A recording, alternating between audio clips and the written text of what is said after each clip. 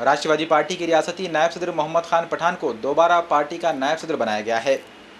नांदेड़ के मारूफ leader advocate Mohammad Khan Pathan को राष्ट्रवादी party का रियासती नायब सदर नामजद कर दिया गया है। मोहम्मद खान पठान गुज़िश्ता 2 बरस से पार्टी के रियासती नायब सदर के ओहदे पर कारकर्द हैं। साथ ही हिंगोली जिले के ऑब्जर्वर के तौर पर भी मोहम्मद खान पठान की कारकर्दगी पार्टी में कद्र की निगाह से देखी जा रही है। इन्हें पार्टी में बेहतरीन ऑब्जर्वर का एजाज भी हासिल हो चुका है।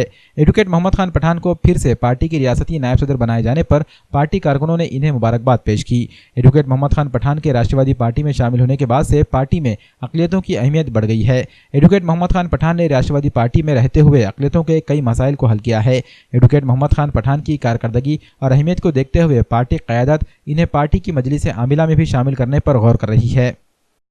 राष्ट्रवादी कांग्रेस पार्टी के हाईकमान आदरणीय शरद पवार साहब, आदरणीय अजीत दादा साहब, आदरणीय जयंत पाटिल साहब, आदरणीय सुप्रिया ताई, आदरणीय नवाब मलिक साहब, आदरणीय कमल किशोर कदम साहब, इन्होंने जो फिर से मुझे महाराष्ट्र के उपाध्यक्ष पद पर फाइज किया है, तो मैं तमाम आला ओहदेदारान का तहे दिल से शुक्रिया अदा करता हूं।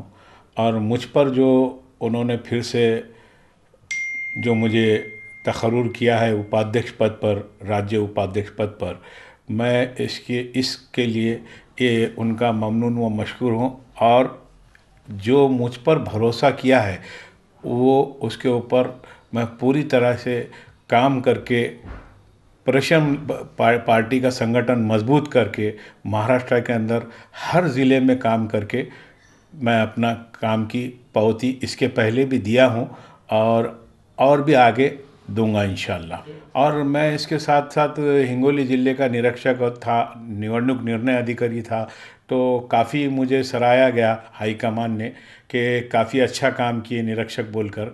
शायद मुझे ऐसा लगता है कि हमारी पार्टी के अंदर मुझे इसका भी इनाम मिला है। और राष्ट्रवादी कांग्रेस पार्टी एक ऐसी पार्टी है, काम करने वाले की कदर करती है और उसको उसका पावती के तौर पर बराबर इनाम दिया जाता है। ये बरसों से हम एक ऐसी पार्टी है जहां पर बोले तो माइनॉरिटीज़ को एमपी का भी ओहदा दिया गया है, एमएलसी का भी ओहदा दिया गया है। हाल ही में बाबा जानी दुरानी साहब को भी एमएलसी बनाया है।